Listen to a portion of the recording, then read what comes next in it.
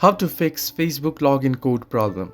Hello everybody, welcome back to the channel. Today I'll guide you on how you can fix Facebook login code problem. Now, if you're trying to log into your account and you're not getting the login code even though you're typing in your phone number, then it might be that your message or your device is blocking the message that you are getting from Facebook. Now, to make sure it's not being blocked or spammed, what you want to do is head over to your phone messages option. And here you'll get the three dots option. You can see one on my screen right here. Tap on it and head over to stored messages.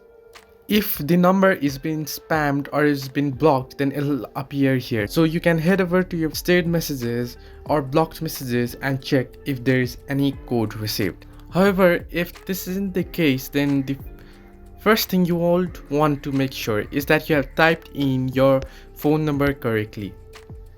Now, here I can't show it right now, but when you try to log into your account and you get a login code problem, then what you want to do is type in the phone number correctly.